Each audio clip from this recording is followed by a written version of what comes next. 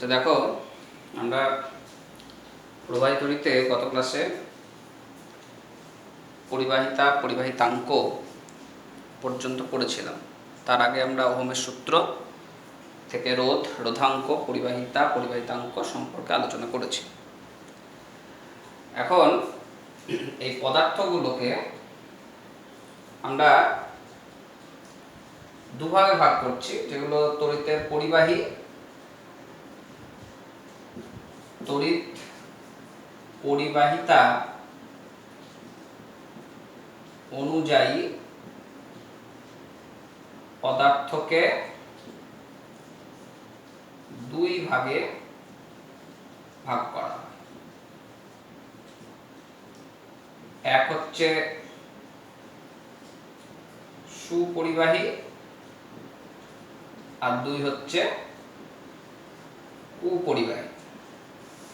সাধারণ নিয়ম অনুযায়ী আমরা এরকম দুভাগে ভাগ করছি, সুপরিবাহী কুপরিবাহী। কিন্তু এছাড়াও আর এক ধরনের পরিবাহিতা আছে যেটাকে বলা হয় অর্ধ পরিবাহী। সেটা সম্বন্ধে একটু বলে দিই, তাহলে এখানে তিন ভাগ করে দিই।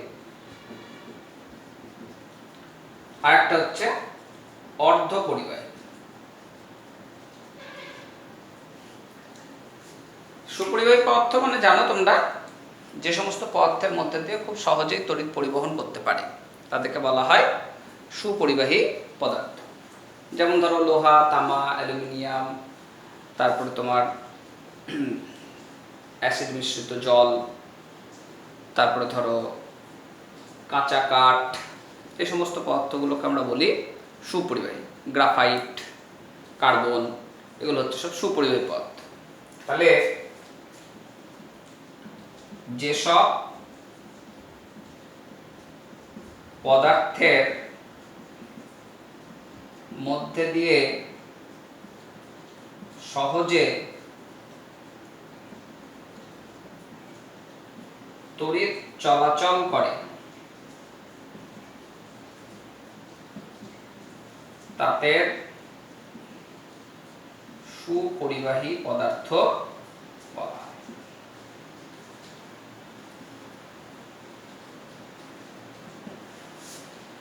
যেমন হচ্ছে যে কোনো ধাতব মৌল। ধাতব মৌলের মধ্যে সোনা, রূপা,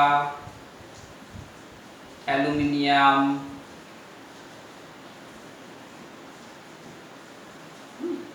কাঁচা অ্যালুমিনিয়াম, আরো বিভিন্ন ধাতু, জিঙ্ক টিঙ্ক, সবগুলোই হবে। এছাড়াও অন্যান্য যেগুলো আছে তার মধ্যে আমরা বলতে পারি কি অ্যাসিড মিশ্রিত জল,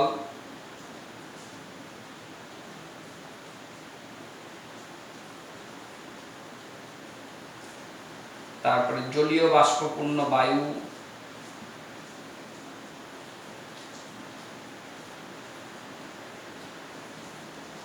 কাঁচা কাঠ, এগুলো হচ্ছে সুপরিবাহী পদার্থ। আরেকটা হচ্ছে কুপরিবাহী। কুপরিবাহী পদার্থ মানে যাদের মধ্যে দিয়ে তড়িৎ চলাচল করতে পারে। যে সমস্ত পদার্থের মধ্যে দিয়ে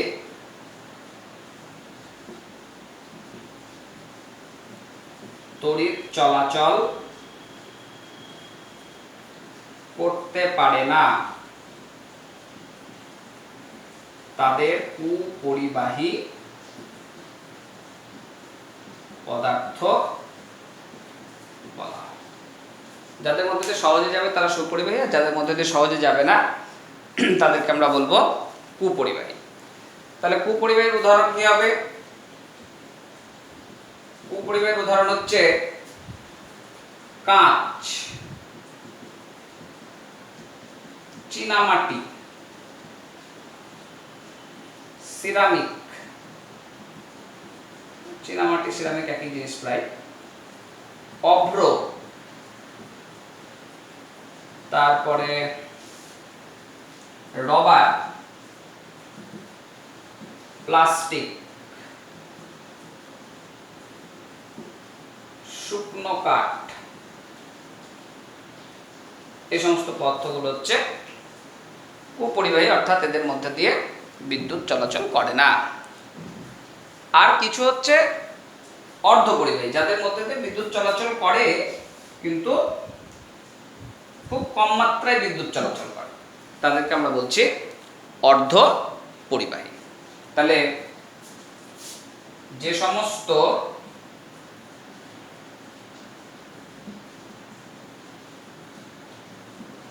পদার্থের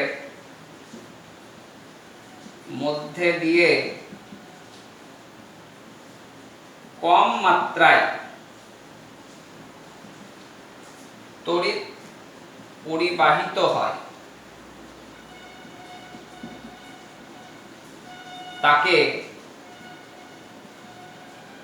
অর্ধ পরিবাহী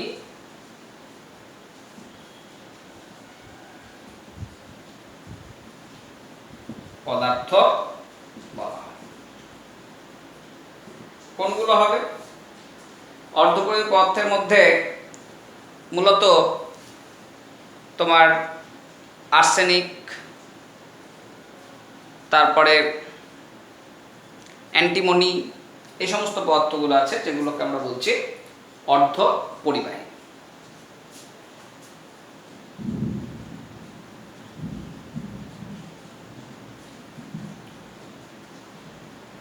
আর্সেনিক, অ্যান্টিমনি এই সমস্ত পদার্থগুলোকে আমরা অর্ধপরিবাহী বলছি। একটু ভুল হচ্ছে, আর্সেনিক অ্যান্টিমনি হবে না, কার্বন, সিলিকন এই সমস্তগুলো হবে। কার্বন,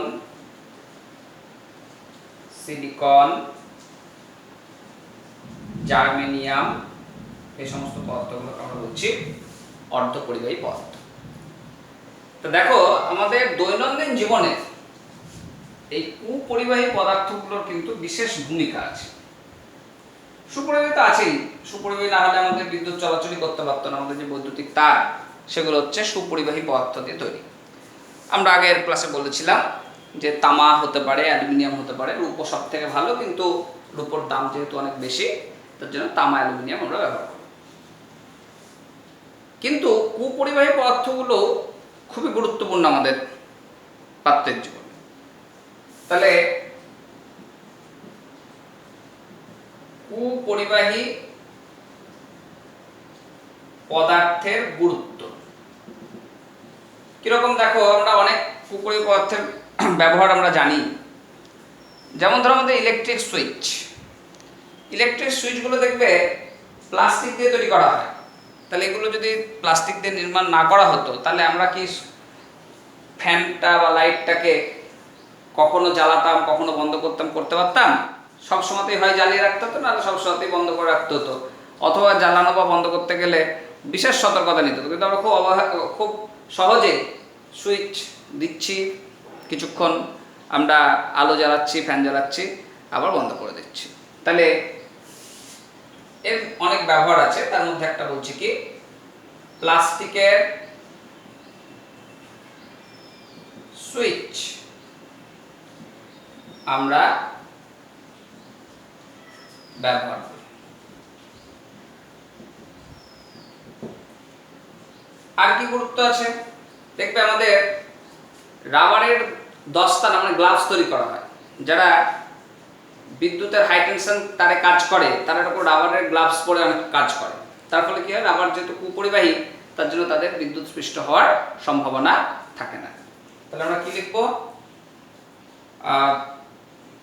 বৈদ্যুতিক কাজের সময় রবারের গ্লাভস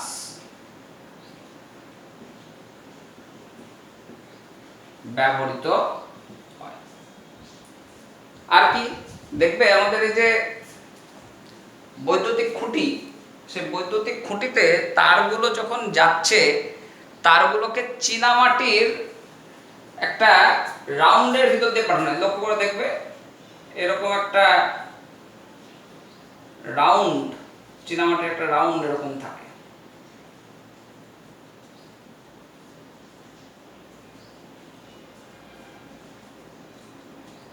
বুঝতে পারলে? এবার এইটার মধ্যে একটা তোমার নাট ভরা থাকে, সেই নাটটাকে ক্ল্যাম্প করে বৈদ্যুতিক খুঁটির সঙ্গে জড়া থাকে। কিন্তু এই নাটটাই কিন্তু আমরা সরাসরি বৈদ্যুতিক তার জড়াই না, তাহলে কি গোটা খুঁটি কানেক্টেড হয়ে যেতে পারে, শক খেয়ে যেতে পারে। আমরা খুঁটিতে হাত দিলাম বর্ষাকালে, হয়তো শক লেগে গেল। তাহলে কি করছে, এরকম দেখবে সিরামিক বা চীনামাটির একটা এরকম খাঁজ করা থাকে, এর ভেতর দিয়ে এর ওপর দিয়ে তোমার তারটাকে বাঁধা থাকছে এরকম ভাবে, এর ওপর দিয়ে তারটাকে একটা পাক দিয়ে এধারে বেরিয়ে যাচ্ছে বা এধারে বেরিয়ে গেল। তাহলে এর ভিতরে থাকছে, তারপরে কি হচ্ছে যে বৈদ্যুতিক শক লাগার, খুঁটিতে আমরা হাত দিলে বৈদ্যুতিক শক লাগার সম্ভাবনা থাকছে না। তাহলে আমরা বলতে পারি কি, যে বৈদ্যুতিক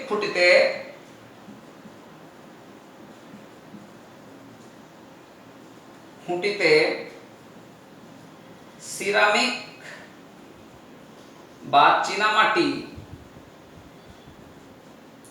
নির্মিত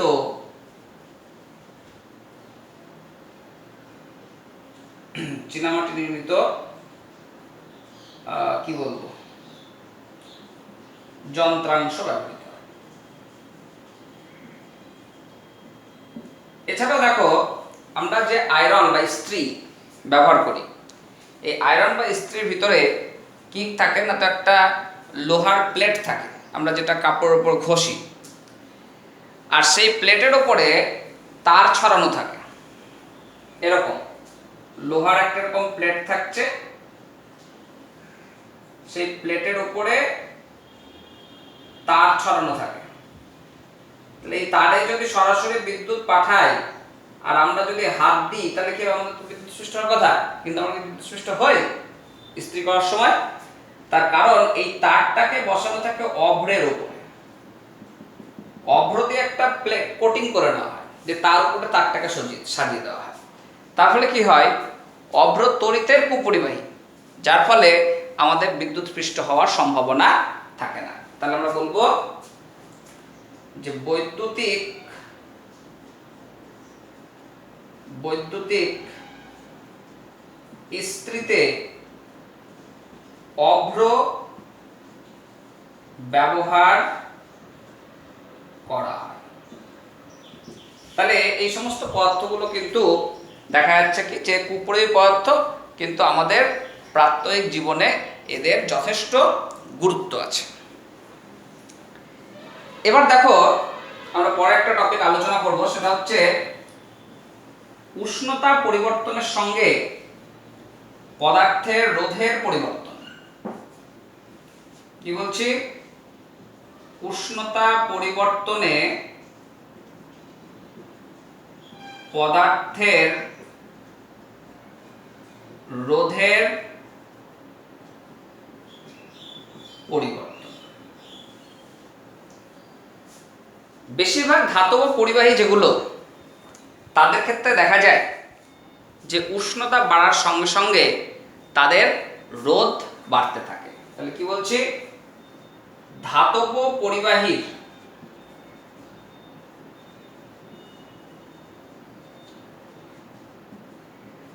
উষ্ণতা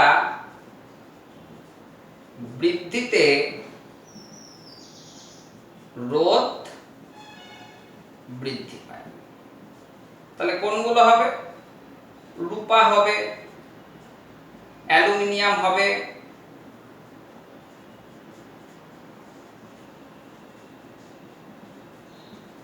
তামা হবে। তাহলে এই সমস্ত পদার্থগুলো ধাতব পরিবাহী। তো এদের ক্ষেত্রে দেখা যায় কি, যে উষ্ণতা বাড়ানোর সঙ্গে সঙ্গে রোধ বাড়ে। তাই এই উষ্ণতা বাড়ানোর সঙ্গে সঙ্গে রোধের যে পরিবর্তন, সেটাকে আমরা একটা রাশিমালা দিয়ে প্রকাশ করি, এরকম RT = R0 × 1 + α-T। দেখবে এই ইকুয়েশনটা অনেকটা চার্লসের সূত্রের মতো।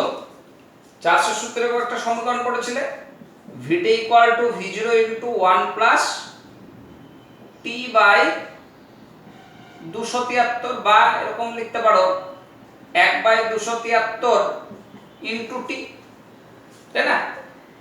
তাহলে এখানে RT মানে হচ্ছে T ডিগ্রি সেলসিয়াস উষ্ণতায় রোধ, R0 মানে হচ্ছে 0 ডিগ্রি সেলসিয়াস উষ্ণতায় রোধ, আর আলফা মানে হচ্ছে উষ্ণতা গুণাঙ্ক।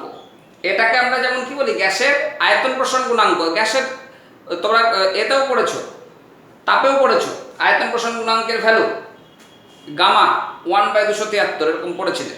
তাই এখানে এই আলফাটাকে বলা হচ্ছে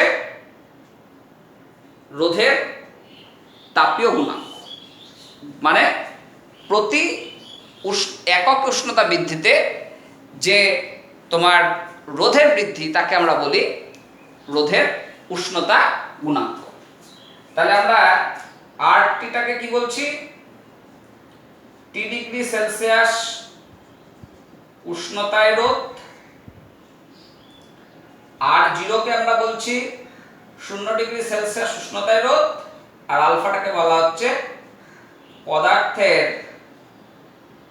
পদার্থের উষ্ণতা গুণাঙ্ক। আর টি হচ্ছে সেলসিয়াস স্কেলে উষ্ণতার মান। সেলসিয়াস স্কেলে উষ্ণতার মান। তাহলে এটা আমরা পেয়েছিলাম কোথা থেকে? অ্যাকর্ডিং টু চার্লস ল, চার্লসের সূত্র থেকে। সেই অনুরূপই একটা আমরা এখানে একটা রাশিমালা পেয়েছি, RT = R0 × 1 + আলফা টি, যেখানে আলফাটাকে বলা হচ্ছে পদার্থের উষ্ণতা গুণাঙ্ক। তাহলে আমরা আলফাকে এখানে কিভাবে লিখতে পারি? দেখো এই ইকুয়েশন থেকে যদি আলফাকে আলাদা করি তাহলে কি আসবে? RT / R0 = 1 + alpha T. তাহলে RT / R0 - 1 = আলফা টি। তাহলে এখান থেকে আমরা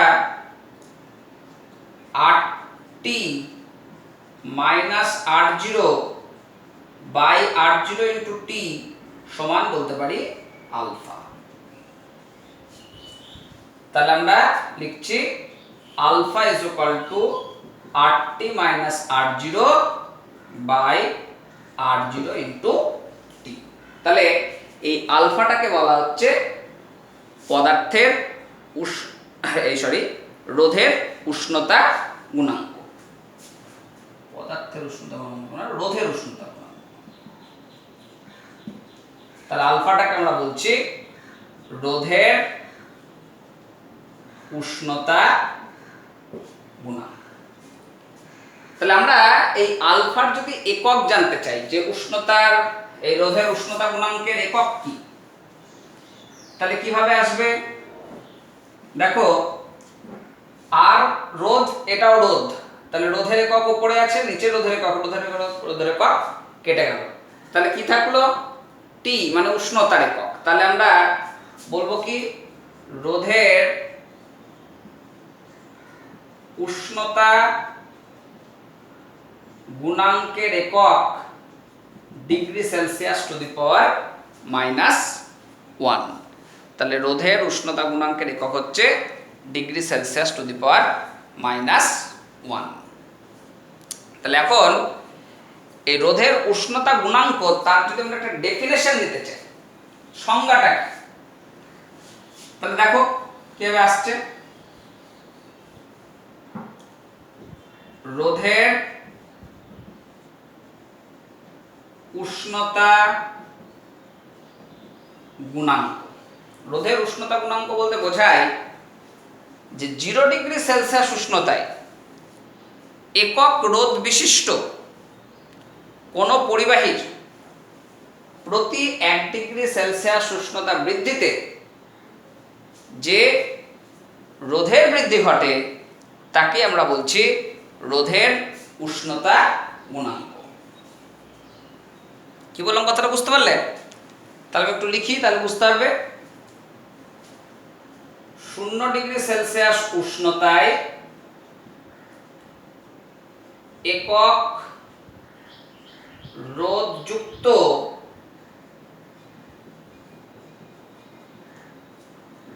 কোন পরিবাহীর উষ্ণতা 1 ডিগ্রি সেলসিয়াস বৃদ্ধি করলে যে রোধের বৃদ্ধি ঘটে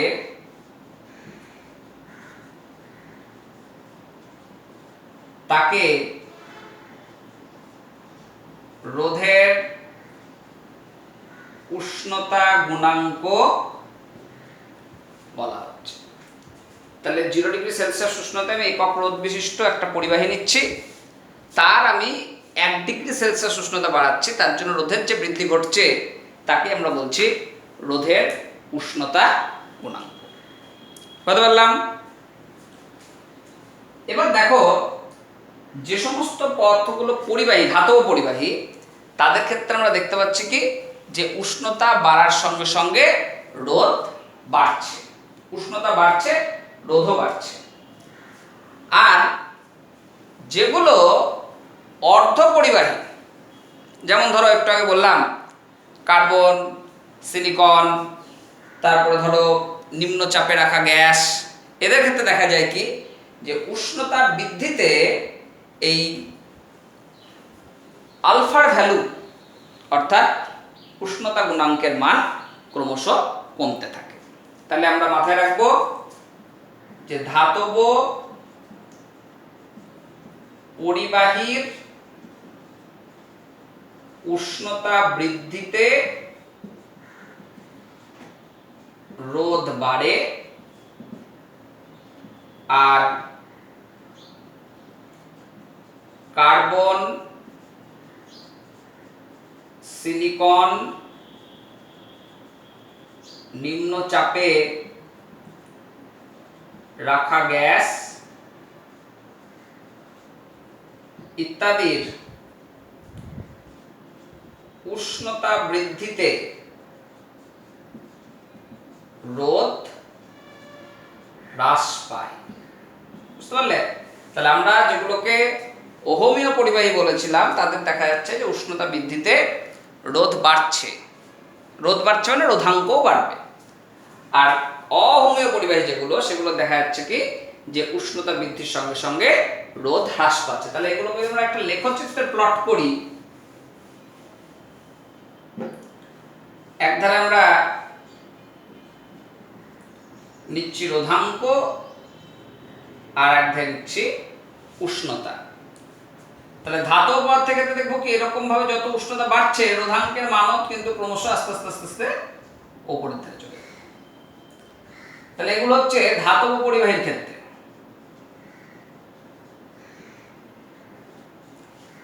আর যেগুলো অহমীয় পরিবাহী তাদের ক্ষেত্রে আমরা লেখচিত্র দেখবো কি এরকম ভাবে নিচের দিকে চলে যাচ্ছে। তার মানে কি দেখো উষ্ণতা বাড়ছে কিন্তু রোধাঙ্কের মান কমছে, নিচের দিকে চলে আসছে। আর এখানে উষ্ণতা বাড়ছে, রোধাঙ্কের মান বেড়ে যাচ্ছে। তাহলে এগুলোকে বলছি আমরা অওহমীয় পরিবাহী। তাহলে ধাতব পরিবাহীর ক্ষেত্রে উষ্ণতা বৃদ্ধিতে রোধাঙ্কের মান বাড়ছে, আর অহমীয় পরিবাহীগুলোর ক্ষেত্রে উষ্ণতা বৃদ্ধিতে রোধাঙ্কের মান হ্রাস পাচ্ছে। বেশ, এবার আমরা আরেকটা বিষয়ে চলে আসব, সেটা হচ্ছে রোধের সমবায়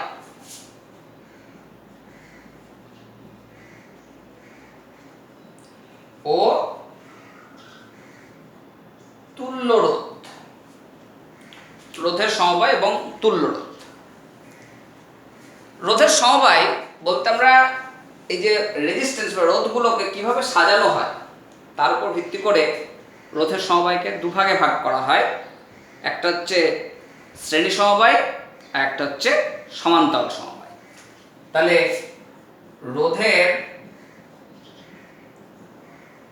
সমবায় দুই প্রকারের।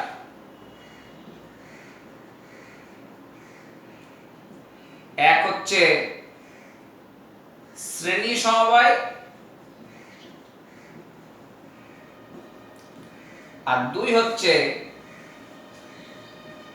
সমান্তরাল সমবায়। তা শ্রেণী সমবায়টা বা কি আর সমান্তরালটা বা কি আমরা একটু বুঝে নিই।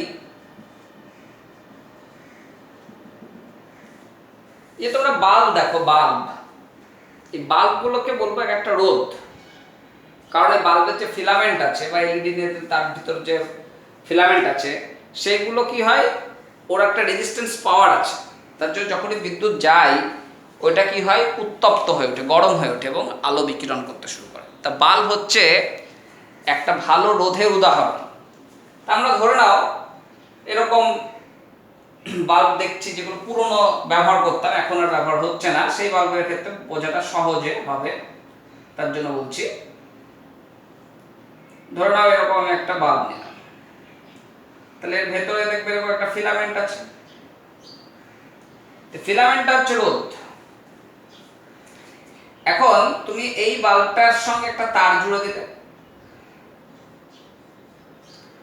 আবার এই ধারে একটা তার জুড়ে দিলে, এই ধারে প্লাসে দিলে, ধারে মাইনাস দিলে আলো জ্বলতে লাগবে। তাহলে আসলে কি হচ্ছে, তারে প্লাসটা দিলে এখান থেকে কারেন্ট যাচ্ছে, এর ভেতর দিয়ে যাওয়ার সময় এটা উত্তপ্ত হচ্ছে, এখান থেকে বেরিয়ে আসলে উত্তপ্ত হওয়ার ফলে আলো বিকিরণ করছে। এবার তুমি কি করলে, এইখানে সরাসরিটাকে প্লাগে গুঁজে না দিয়ে, মানে প্লাস মাইনাসের ব্যাটারির সঙ্গে জুড়ে না দিয়ে, ধরে নাও আর একটা বাল্বকে এর সঙ্গে জুড়ে দিলে।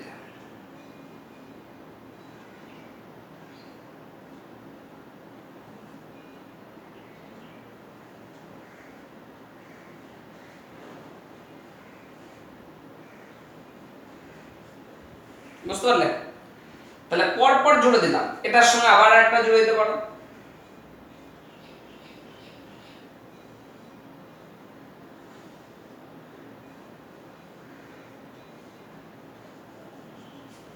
এরকম যদি পরপর জুড়ে দেওয়া হয় কতগুলো রোধকে, কতগুলো বাল্বকে একটার পর একটা, তখন যে আমরা সমবায় পাচ্ছি সেই সমবায়কে বলা হচ্ছে শ্রেণী সমবায়। তাহলে আমরা চিত্রে এরকম দেখালাম, আর ডায়াগ্রাম অনুযায়ী এরকম ভাবে দেখাবো। রোধগুলোকে এরকম ভাবে লাইন দিয়ে প্রকাশ করা হয়।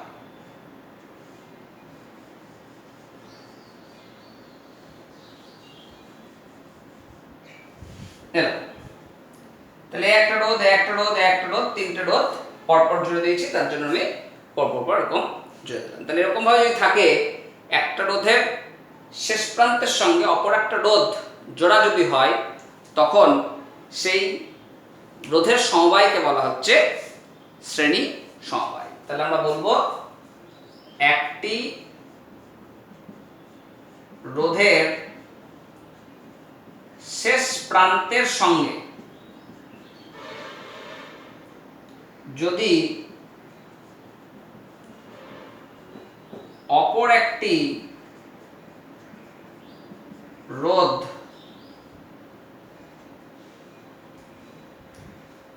পরপর যুক্ত করা হয়, তাকে শ্রেণী সমবায়। বুঝতে পারলে? একটা রোধের শেষ প্রান্তের সঙ্গে অপর একটা রোধ যুক্ত করা হচ্ছে, এরকম ভাবে যদি পরপর চলতে থাকে তখন সেই সমবায়কে আমরা বলবো শ্রেণী সমবায়। আর দ্বিতীয় এক ধরনের হয়, সেটা হচ্ছে সমান্তরাল সমবায়। সমান্তরাল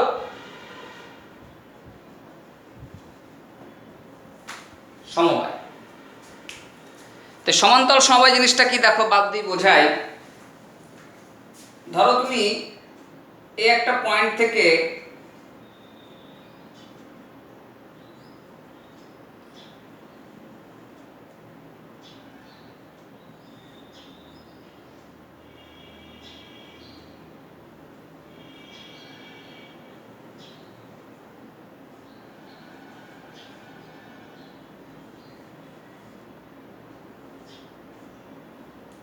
একটা বাল্ব জ্বললে, আবার এখান থেকে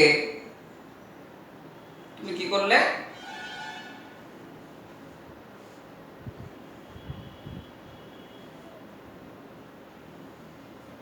আর একটা বাল্ব জ্বলে দিলে। তাহলে দেখো এখানে কি ছিল একটার শেষ প্রান্তের সঙ্গে আরেকটা জোড়া হয়েছিল, এখানে কিন্তু একটা শেষ প্রান্তের সঙ্গে আরেকটা জোড়া হচ্ছে তা নয়, দুটো রোধকে একটা বিন্দু থেকে শুরু করা হয়েছে এবং একটা বিন্দুতে গিয়ে শেষ করা হয়েছে। এখানে কি হয়েছিল একটার পর একটা, একটার পর একটার পর একটা, আর এখানে একটা নির্দিষ্ট বিন্দু থেকে একাধিক রোধ পরপর যুক্ত, একাধিক রোধ যুক্ত করে আবার একই বিন্দু থেকে যদি তারা মিলিত হয়ে যায় তখন সেই জাতীয় রোধকে আমরা বলছি সমান্তরাল সমবায়। সে তুমি এখানে আর একটা বাদ বসিয়ে দিতে পারো, এখানে ধরো আর একটা বাদ বসিয়ে দিলে,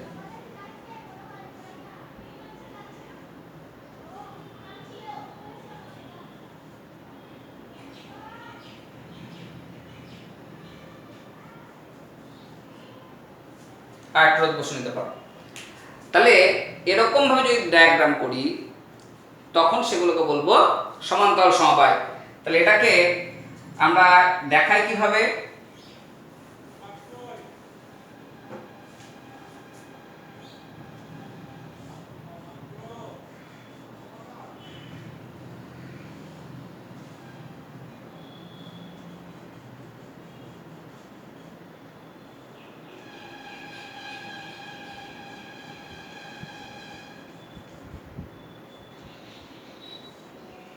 এরকম ভাবে দেখো। তাহলে সমান্তরাল সমবায় কাকে বলবো? যদি একাধিক রোধকে একটা নির্দিষ্ট বিন্দু থেকে শুরু করে আবার একটা নির্দিষ্ট বিন্দুতেই শেষ করা হয় তখন সেই রোধগুলিকে আমরা বলবো সমান্তরাল সমবায়ে যুক্ত করা হয়েছে। তাহলে একটি নির্দিষ্ট বিন্দু থেকে একাধিক রোধ যুক্ত করে যদি তারা আবার একটি বিন্দুতেই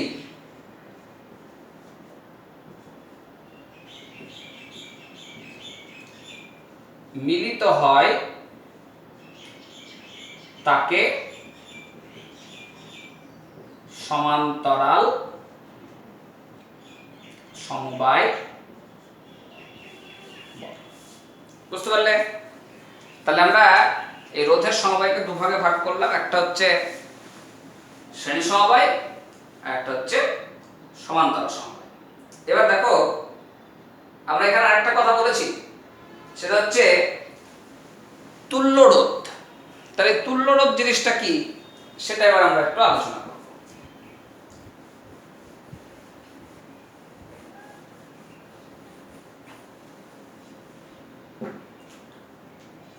তুল্য রোধ, তুমি একটা বর্তনীতে একাধিক রোধ যুক্ত করেছো, যদি দেখা যায় যে ওই রোধগুলির পরিবর্তে আমি এমন একটা রোধ ব্যবহার করলাম যে রোধ ব্যবহার করলে দেখা যাচ্ছে কি বর্তনীতে প্রবাহ মাত্রা এবং বিভব প্রভেদ একই থাকছে, তার কোনো পরিবর্তন হচ্ছে না, তখন সেই রোধটাকে বলবো আগের রোধগুলোর তুল্য রোধ। তাহলে তুল্য রোধ বলতে বোঝাচ্ছে যদি বর্তনীতে যুক্ত একাধিক রোধের পরিবর্তে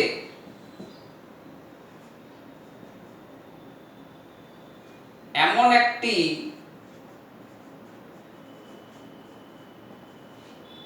রোধ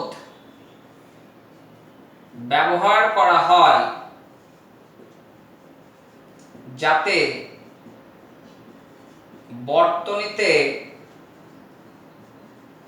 প্রবাহ মাত্রা ও বিভব প্রভেদ অপরিবর্তিত থাকে, তাকে তুল্য রোধ বলা হয়। যে একাধিক রোধ আছে সেগুলোকে সব হটিয়ে দাও, দিয়ে আর একটা নতুন রোধ বসিয়ে দাও। সেই রোধটা দেখা যাচ্ছে কি আগের রোধগুলো যতটা প্রবাহ মাত্রা দিচ্ছিল, যা বিভব প্রভেদ ছিল একই থাকছে বর্তনীতে, তখন আমরা সেই রোধটাকে বলবো আগের রোধগুলোর তুল্য রোধ বা ইকুইভ্যালেন্ট রেজিস্ট্যান্স। এখন এই তুল্য রোধ এটা দুই ধরনের বর্তনীর জন্য আলাদা আলাদা হবে। তাহলে আমরা প্রথমে হিসাব করব শ্রেণী সমবায়ের ক্ষেত্রে তুল্য রোধ গণনা।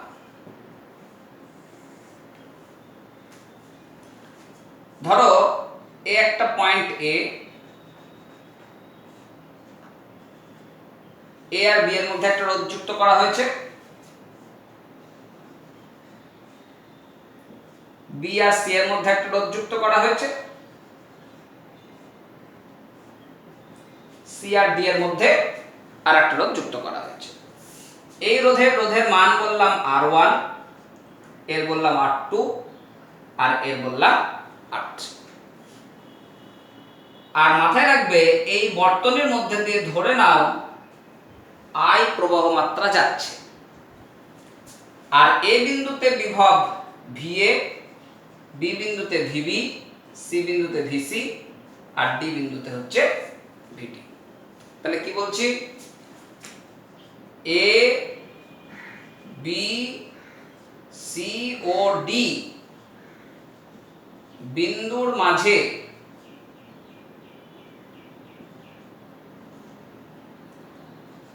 R1, R2 ও R3 তিনটি রোধ যুক্ত করা হয়েছে, তিনটে রোধ যুক্ত করা হয়েছে এবং ওই বিন্দুগুলিতে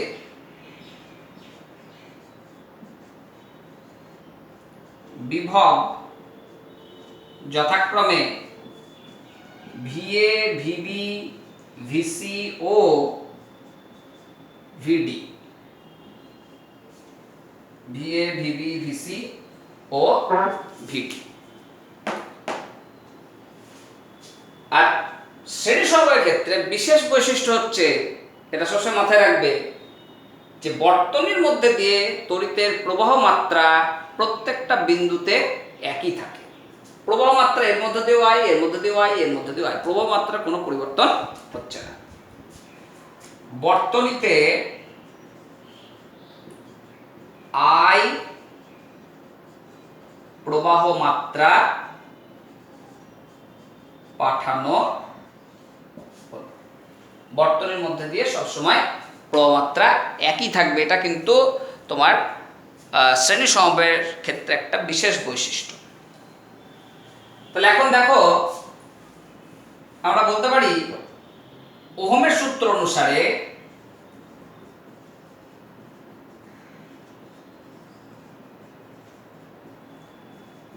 এ ও বি বিন্দুর মধ্যে আমরা কি জানি, V = I। তাহলে এখানে বিভব প্রভেদ কত, VA - VB। তাহলে আমরা এখানে লিখতে পারি I × R1। অনুরূপভাবে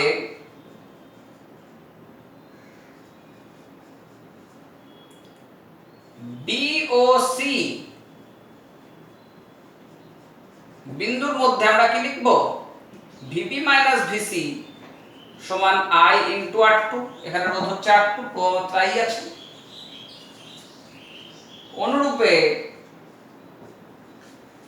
অনুরূপে C এবং D বিন্দুর মধ্যে, C ও D বিন্দুর মধ্যে আমরা লিখতে পারি VC - VD সমান হচ্ছে I × R3। তাহলে এগুলোকে সব নম্বর দিয়ে দিলাম, 1 2 3। এবার দেখো এই তিনটে সমীকরণকে যোগ করো, 1 + 2 + 3। তাহলে VA - VB + VB - VC + VC - VD সমান কি আসবে, I × R1, I × R2, I × R3। তাহলে আমরা কি পাচ্ছি, VA minus VD, I common নিয়ে নিলাম, R1 plus R2 plus R3। এটা একটা নাম্বার 4 দিকে। এবার তুল্যরোধ জায়গাটা আমরা বুঝবো এখান থেকে। দেখো কি বিষয়, তুমি কি করলে, এই রোধের কাট করে দিলে, তাহলে আর তড়িৎ তো ধরে যাবে না। এবার তুমি কি করলে, এই A আর D বিন্দুর মাঝখানে অপর একটা রোধ বসিয়ে দিলে। ধরে নাও R মানের একটা রোধ বসিয়ে দিলাম। তাহলে এবার এই I প্রবাহ মাত্রাটা কি হবে, A বিন্দু দিয়ে এই R রোধের মধ্যে দিয়ে D বিন্দুতে পৌঁছবে। তাহলে A আর D বিন্দুতে বিভবের পার্থক্য কত হবে, VA minus VD, VA minus VD। তাহলে দেখো আমরা কি বলছি, R1 R2 R3 এর পরিবর্তে একটি রোধ R যুক্ত করা হলো। তাহলে A ও D বিন্দুর মধ্যে, A এবং D বিন্দুর মধ্যে আমরা লিখব কি, VA মাইনাস VD সমান I ইন্টু R। এটা ইকুয়েশন নাম্বার 5। তাহলে এখানে আমরা পেলাম VA মাইনাস VD সমান IR, আর এখানে পেয়েছি VA মাইনাস VD সমান I into R1 plus R2 plus R3। তাহলে এবার আমরা যদি 4 এবং 5 কে তুলনা করি, তাহলে 4 ও 5 তুলনা করে পাই, তাহলে কি পাচ্ছি, IR সমান I into R1 plus R2 plus R3। তাহলে 2 থেকে R কেটে গেল, তাহলে R সমান R1 plus R2 plus R3। তাহলে এটা হচ্ছে শ্রেণী সমবায়ের ক্ষেত্রে তুল্য রোধের সমীকরণ, শ্রেণী সমবায়ের ক্ষেত্রে তুল্য রোধের সমীকরণ। তাহলে সেখানে দেখছি আমরা যে তুল্য রোধটা তোমার উপাদান রোধগুলোর, তুল্য রোধটা উপাদান রোধগুলোর সমষ্টির সমান হচ্ছে। তাহলে আমরা শ্রেণী সমবায়ের ক্ষেত্রে কিছু বৈশিষ্ট্য এখানে লিখতে পারি। তাহলে কি কি বৈশিষ্ট্য বলা যেতে পারে, একটা বৈশিষ্ট্য আমি প্রথমেই বলেছি যে প্রত্যেকটা রোধের মধ্যে দিয়ে এখানে প্রবাহ মাত্রা সমান থাকবে।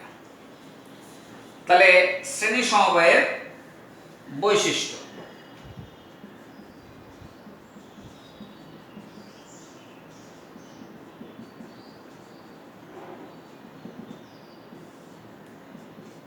প্রতিটি রোধের মধ্যে দিয়ে প্রবাহ মাত্রা একই থাকবে, এটা একটা বৈশিষ্ট্য। আর কি বৈশিষ্ট্য দেখছি, যে তোমার তুল্য রোধ উপাদান রোধগুলোর সমষ্টির সমান হচ্ছে। 2 হচ্ছে তুল্য রোধ উপাদান রোধের সমষ্টির সমান। আর কি বলতে পারি, যে প্রতি উপাদানের যে প্রতিটা রোধ, উপাদানের যে প্রতিটা রোধ সেটা কিন্তু তুল্য রোধের থেকে ছোট হবে। গুরুত্বপূর্ণ বিষয়, কারণ পরেরটা উল্টে যায় ঘটনাটা। ধরো তুমি এখানে 2 ওহম নিলে, এখানে 3 ওহম নিলে, এখানে 4 ওহম রোধ নিলে, তাহলে 2, 3 আর 4 ওহম রোধ নিলে, তাহলে এর তুল্য রোধ কত হবে, 2 প্লাস 3 প্লাস 4, তাহলে 7 আর 3 9 ওহম হয়ে গেল। তাহলে এই তুল্য রোধের তুলনায় উপাদান রোধগুলো কি সবসময় ছোট, এটা গুরুত্বপূর্ণ বিষয়। তাহলে 3 নম্বর হচ্ছে তুল্য রোধের তুলনায় উপাদান রোধের মান কম হয়। তুল্য রোধের মান সবসময় উপাদান রোধের থেকে বেশি হয়। আর কি দেখতে পেলে, এই যে ভিএ, ভিবি, ভিসি, ভিডি, এই যে প্রত্যেকটা যে প্রান্তীয় বিভব, সেইগুলোর সমষ্টি দেখা যাচ্ছে কি প্রথমটার এবং শেষটার প্রান্তীয় বিভবের সঙ্গে সমান হচ্ছে। অর্থাৎ ভিএ মাইনাস ভিডি করলেও যা হবে, VA minus VB plus VB minus VC plus VC minus VD করলেও তাই হবে। তাহলে আমরা বলতে পারি কি যে সমবায়ের প্রান্তীয় বিভব প্রতিটা রোধের প্রান্তীয় বিভবের সমষ্টির সমান। তাহলে 4 নম্বর বৈশিষ্ট্য সমবায়ের প্রতিটি বিভব, সমবায়ের প্রান্তীয় বিভব প্রতিটি বিভবের বিভব প্রভেদের সমষ্টির সমান। সমবায়ের প্রান্তীয় বিভব প্রতিটি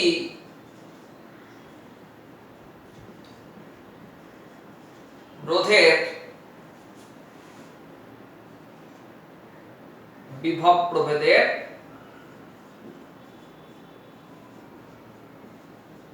সমষ্টির